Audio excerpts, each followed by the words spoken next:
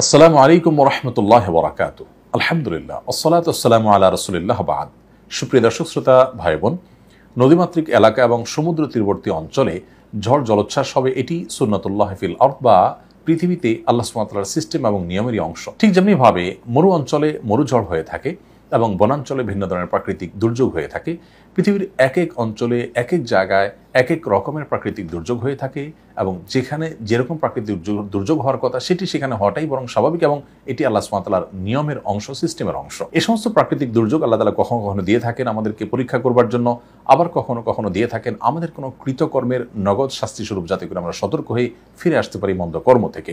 আবার কখনো কখনো আল্লাহ তাআলা বিপদ আপদ দিয়ে থাকেন মানুষের মর্যাদা বৃদ্ধি করবার জন্য সবরের মাধ্যমে। অতএব ঝড় জলোচ্ছ্বাস আমাদের এই অঞ্চলে প্রায় হয়ে থাকে। এগুলো নানা উদ্দেশ্যে হতে পারে, নানা কারণে হতে পারে। আমরা এটি কি কারণে হয়েছে সেটি নিশ্চিত করে কখনোই বলতে পারবো না, কারণ সেটা একমাত্র আল্লাহ তাআলা ভালো জানেন সেটি আমাদের আযাব হিসেবে এসেছে নাকি পরীক্ষা হিসেবে এসেছে নাকি অন্য কোনো উদ্দেশ্যে এসেছে। তবে নবী করিম সাল্লাল্লাহু আলাইহি সাল্লামের সুন্নাহ এর আলোকে ঝড় জলোচ্ছ্বাস যখন হবে, তুফান যখন হবে, প্লাবন যখন হবে, তখন আমরা বেশ কিছু মাসনুন আমল করতে পারি। তোমাদের থেকে সর্বপ্রথম যে আমলের কথা আমরা বলবো তা হলো, একজন মুসলিম তিনি এ ধরনের পরিস্থিতির পূর্বাভাস পেলে তিনি শুরু থেকেই সর্বোচ্চ সতর্ক থাকার চেষ্টা করবেন এবং যখন ঝড় জলোচ্ছ্বাস শুরু হয়ে যাবে এবং বৃষ্টি ভয়াবহ আকার ধারণ করবে, তখন নবী সাল্লাল্লাহু আলাইহি সাল্লামের সুন্নাহগুলোকে তিনি অক্ষরে অক্ষরে মেনে চলবেন এবং নিজে সর্বোচ্চ সতর্ক থাকবেন। এ সম্পর্কে যারা বিশেষজ্ঞ আছেন তারা যে সমস্ত সতর্কবার্তা দিয়ে থাকেন, যে সমস্ত সতর্কীকরণ আমাদেরকে করে থাকেন এবং যে সমস্ত পরামর্শ দিয়ে থাকেন, সেগুলো একজন ইমানদার সর্বোচ্চ গুরুত্ব দিয়ে আমল করবেন। এটা হলো প্রথম কাজ।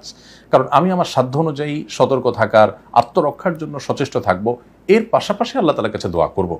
আমি নিজে অসতর্ক থেকে শুধুমাত্র দোয়া পাঠ করলাম, এই শিক্ষা ইসলাম আমাদেরকে কখনো দেয়নি। অতএব সর্বপ্রথম করণীয় হবে যে আমরা প্রত্যেকে ঝড় জলোচ্ছ্বাস তুফান এগুলো আঁচ করতে পারলে, পূর্বাভাস জানতে পারলে, এগুলো যেন আমাদেরকে কোনোভাবে ক্ষতিগ্রস্ত করতে না পারে, আগাম সতর্কতার যে উপায়গুলো আছে তার সবগুলো আমরা অবলম্বন করবো ইনশাআল্লাহ তাআলা। এবং ঝড় চলাকালীন সময়ে নিজে সতর্ক থাকা, অন্যকে সতর্ক রাখার চেষ্টা করবো। নবী সাল্লাল্লাহু আলাইহি ওয়াসাল্লাম বলেছেন, লা দরারা ওয়ালা দিরারা, কেউ নিজে ক্ষতিগ্রস্ত হওয়া কিংবা অন্য কাউকে ক্ষতিগ্রস্ত করা কোনো অবস্থাতে ইসলামে জায়েজ নয়। অতএব সতর্কতামূলক যে পন্থাগুলো আছে সেগুলো অবলম্বন করবে, এটি হলো প্রথম আমল। একজন ইমানদার তিনি বিশ্বাস করবেন যে আমার সতর্কতার যা যা করার আছে তার সবগুলো করা সত্ত্বেও হবে সেটাই যেটা আল্লাহ তাআলা ফয়সালা করেছেন, বিধায় আমার সকল পদক্ষেপ গ্রহণ করবার পরও আমাকে আল্লাহর দিকে রুজু হতে হবে। অতএব আল্লাহর দিকে রুজু হয়ে দ্বিতীয় যে করণীয়টি তিনি করবেন তা হলো, যখন বৃষ্টি হবে তখন বৃষ্টি যদি মনে হয় যে ক্ষতিকর বৃষ্টিতে রূপ নিচ্ছে, তখন আল্লাহ তাআলার কাছে দোয়া করবেন নবী সাল্লাল্লাহু আলাইহি ওয়াসাল্লামের শেখানো দোয়া দিয়ে। আর সেটি হলো আল্লাহুম্মা সাইয়্যিবান নাফিআ, আল্লাহ উপকারী বৃষ্টি আমরা আপনার কাছে চাই। ঠিক এমনিভাবে আরেকটি দোয়া নবী সাল্লাল্লাহু আলাইহি ওয়াসাল্লাম শিখিয়েছেন এই প্রসঙ্গে, তা হলো আল্লাহুম্মা হাওয়ালাইনা ওয়ালা আলাইনা। খুব ছোট ছোট দোয়া, আল্লাহুম্মা সাইয়্যিবান নাফিআ 3 শব্দের দোয়া, আল্লাহুম্মা হাওয়ালাইনা ওয়ালা আলাইনা এটাও 3 শব্দের দোয়া। আল্লাহ, আমরা যে বৃষ্টি পাচ্ছি এই বৃষ্টি যদি বেশি হয়ে যায় তাহলে আমাদের এই জনবসতিতে নয়, বরং আমাদের বাইরে, জনবসতির বাইরে যে ক্ষেত খামার আছে, যে বনাঞ্চল আছে, পাহাড়ি এলাকা আছে, সেখানে বৃষ্টি দিন এবং এমন জায়গায় বৃষ্টি দিন যেখানে আমাদের বৃষ্টি উপকার বয়ে আনবে, যেটা আমাদের ক্ষতিগ্রস্ত করবে না। এ দোয়া পাঠ করব।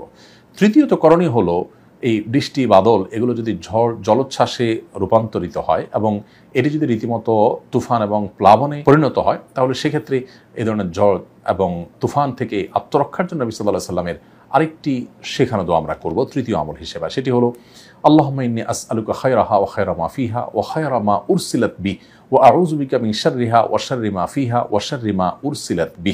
যার অর্থ হলো, হে আল্লাহ, এই যে মেঘমালা এবং এই যে বাতাস, এই ঝড় বাতাস মেঘ, এর যে কল্যাণ আছে এর মধ্যে যে আরো নানাবিধ কল্যাণ আছে। ঝড় বাতাসটা যতটুকু আমাদের জন্য কল্যাণ করা হয় ততটুকু, এবং এর ভিতরে আরো যে প্রাসঙ্গিক কল্যাণ আছে সেগুলো, এবং যে উদ্দেশ্যে, যে কল্যাণের উদ্দেশ্যে ঝড়কে আপনি প্রেরণ করেছেন বা প্রেরণ করা হয়েছে সেটার কল্যাণটা আমরা চাই। এবং এই ঝড় যে ক্ষতি আমাদের করতে পারে এবং এর মধ্যে আরও নানাবিধ যে ক্ষতিকর দিক থাকতে পারে, যেমন শিলাবৃষ্টি, আরও অনেক ক্ষতি থাকতে পারে সেগুলো থেকে, এবং যে অকল্যাণ নিয়ে আপনি এটাকে প্রেরণ করেছেন সেটার যেন আমাদেরকে স্পর্শ করতে না পারে, তার ক্ষতি থেকে আমরা আপনার কাছে পানাহ চাই। আবার দোয়াটি বলছি, আল্লাহুম্মা ইন্নী আসআলুকা খায়রাহা ওয়া খায়রা মা ফিহা ওয়া খায়রা মা উরসিলাত বিহি ওয়া আউযু বিকা মিন শাররিহা ওয়া শাররি মা ফিহা ওয়া শাররি মা উরসিলাত বিহি।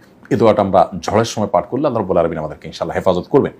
চতুর্থত যে আমলটি করব তা হলো, যখন ঝড় জলোচ্ছ্বাস দেখা দিবে তখন আমরা সবর করব, ধৈর্য ধারণ করব। বিশেষ করে যখন বাতাস বইতে থাকবে খুব জোরে, যার দ্বারা আমরা হয়তো কোনো কারণে ক্ষতিগ্রস্ত হতে পারি, তখন আমরা সেই বাতাসকে, ঝড়কে গালিগালাজ না করে সবর করব। কারণ নবী সাল্লাল্লাহু আলাইহি ওয়াসাল্লাম সহিহ মুসলিমের হাদিসে বলেছেন যে তোমরা বাতাসকে গালি দিও না, বাতাসকে গালি দিও না এবং মন্দ কথা বলো না। অনেক সময় আমরা ধৈর্য হারিয়ে ফেলে আমরা আল্লাহর সমস্ত সৃষ্টিকে গালমন্দ করে বসি এবং বাজে মন্তব্য করে বসি, সেটি না করি।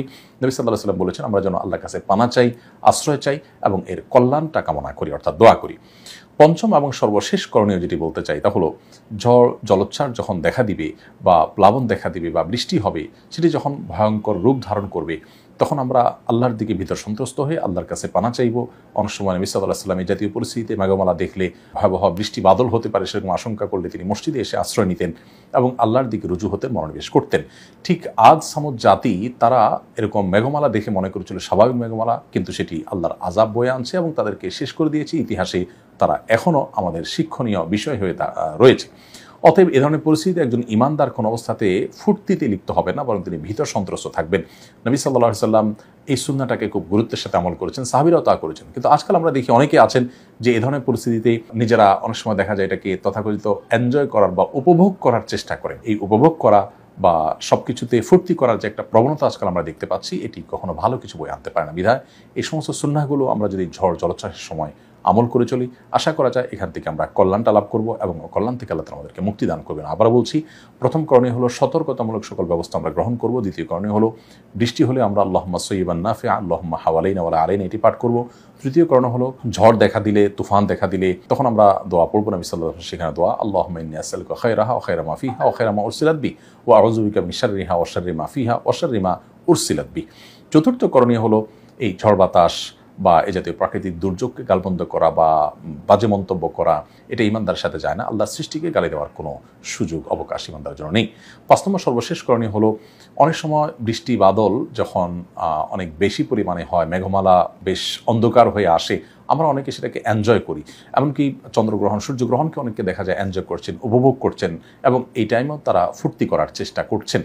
তো সব কিছুকে ফুর্তির জিনিস বানিয়ে ফেলা, এটা ভোগবাদী পৃথিবীতে একটি সমস্যায় রীতিমতো পরিণত হয়েছে। ইমানদার এই পরিস্থিতিতে ভিতর সন্ত্রস্ত হয়ে আল্লাহর দিকে রুজু হবেন, তওবা করবেন এবং নিজেকে সংশোধন করার চেষ্টা করবেন। আল্লাহ রাব্বুল আলামিন সব ধরনের ঝড় তুফান থেকে, সব ধরনের জলোচ্ছ্বাস থেকে, ক্ষয়ক্ষতি থেকে আমাদের সকলকে হেফাজত রাখুন। জাযাকুমুল্লাহ খায়রা। আসসালামু আলাইকুম ওয়া রাহমাতুল্লাহি ওয়া বারাকাতুহু। আস-সুন্নাহ ফাউন্ডেশন, উম্মার স্বার্থে সুন্নাহর সাথে।